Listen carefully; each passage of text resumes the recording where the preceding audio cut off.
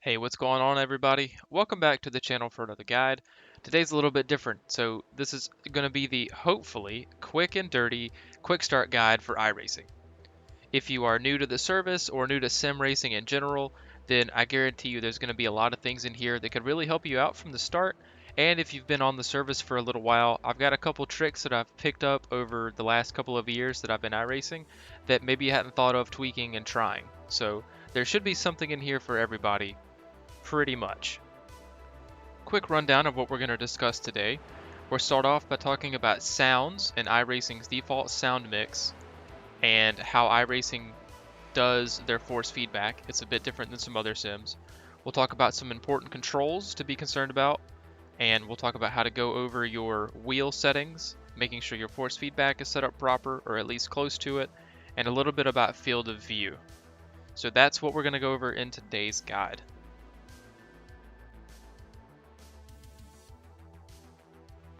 So look in the upper right hand corner of your screen and click on Options. Then in the bottom section of tabs, click on Sound. Now we can get to where we can discuss all the different sound options that are in iRacing. The default mix for the sim is really engine heavy. So like you'll hear engines over just about everything in almost every car. Which is realistic, sure. When I did a NASCAR ride-along experience that my friends had bought for my birthday, I couldn't hear anything over the engine.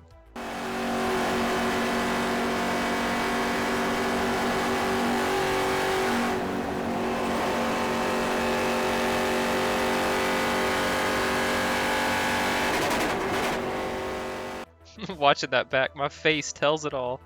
So even though I couldn't hear the tires or anything like that, because I was in the car, I could feel with my body what the car was doing and how it was handling. So that's called seat of the pants feel. You don't really get that in a simulator, or at least most of us don't, because we don't have that kind of equipment. So developers had to come up with a solution. And so what they came up with is in sims like Assetto Corsa and Dirt Rally 2 and Project Cars 2, they add in extra effects to the steering wheel force feedback that you would not get from a real life steering wheel. And it's to mimic that seat of the pants feel that your body would have from being in the car. iRacing, on the other hand, does not do this. So if you are used to another simulator, then iRacing's force feedback can feel a bit numb. Thankfully, though, we have some other tools at our disposal that we can use to let us know what the car is doing. And one of those is sound. So see, now we've come full circle. So what I normally do is I turn the engine sounds down quite a bit, and I turn the tires sound all the way up. That way I can really hear what each corner of the car is trying to do, even if I can't really feel it with the steering wheel. So here's roughly what my sound mix sounds like. So you can tell the engines are quite a bit quieter, and if we listen, you can really hear the tires scrub.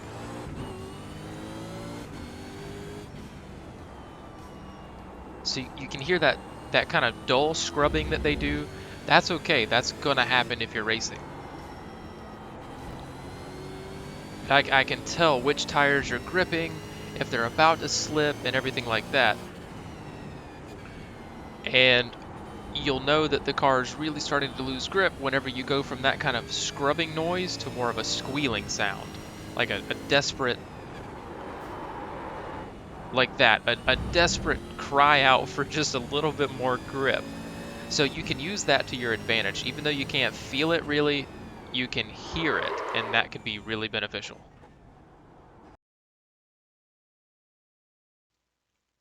So up next we got to talk about controls. So if you click on options and you click on the controls tab, you can see all of your different control settings that you can make. And at first it's incredibly overwhelming. There's a million things in here, but each one of these that are grayed out, that's telling you that the car does not support that control, so you don't have to worry about setting it for that car. If it's black, then you can actually change it and the car can use that setting. At the bottom left there, make sure that you click on Use Custom Controls for this car. That will let you set, well, custom controls for that particular car if you do have a bunch of different things that you need to set up. For example, I was doing the IndyCar series, had no idea that there was a push to pass, I completely forgot that, and a guy flew by me going down one of the straightaways, and I was like, how did he do that? It was the push to pass button that I didn't have assigned. So if you scroll through this menu, you'll also see your black box controls. Now your black boxes are these things that give you a ton of information while you're in the car. They tell you how many laps are left, what drivers are around you. If you're making a pit stop, you would use the black box to decide if you want to take tires or fuel and everything like that. The default is that you'd have to use your keyboard or your mouse to make these different selections. However, I highly recommend setting the buttons on your steering wheel for next black box and previous black box. That way you can just scroll through them and you never have to take your eyes off the screen or anything like that. The other ones that you're going to want to assign are near the bottom. Select next control, previous control, increment, decrement, and toggle. I use my D-pad on my steering wheel for selecting the controls, and I have a button that is my toggle on yes or no on if I want to take that option. So I'd highly recommend adding those into your car. So then that begs the question, how do you assign certain controls? And it's pretty simple. So you find the control that you want to change, click in that dark gray box, and then press the button that you want to assign to that control when it pulls up the menu, and it's done. So now sitting in the car, you can see that I've got the relative box up with the names of the drivers and about how close they are. And I can even scroll through these now using the buttons on my steering wheel, and I don't have to use the mouse, I don't have to take my hands off the wheel or anything like that. And because I've set the directional pad to increase and decrease controls, I can add or remove fuel. I have that toggle button where I can turn an option on or off if I don't want to take fuel, and all kinds of cool options like that. I drove for a long time actually, having to lean up and touch the keyboard or use the mouse, and it gets really tough if you're in a tight pack and you're trying to make adjustments on your car, or you're in a really intense race. So adding it to the steering wheel, one of the best decisions I've made. I debated putting this all in the kind of like sound and how iRacing does force feedback bit, but I figured this would be best in a little section by itself. I am no expert when it comes to this section. I know the very basics, and that's what I'm going to share with you today. I'm going to leave some links in the description below that will give some more information from people that know a hell of a lot more than I do. So with that said, I'll talk about the only part that I really know, and that's the strength part of the force feedback. I know, really basic. But getting your strength set is important because if it's set too high, your wheel can begin to do what's called clipping. And clipping means that you are asking for more power than your wheelbase can provide. So let's say you're going through a corner and your steering wheel is already giving you its maximum amount of forces that it can give you, and then you hit a bump in the track. Well, you're not really going to feel that bump because your steering wheel can't produce any more force, so it can't provide you with that information from the tires. A good rule of thumb is that you never want your steering wheel to be giving you its maximum force under your driving conditions. Strength is also something that we can change in the car using the black boxes, which is incredibly convenient. And there's also a really convenient meter that you can pull up to see how your wheel's coping with the forces. So if you press the F key, F as in Frank, then you can pull up this little box that has a lot of helpful information in it.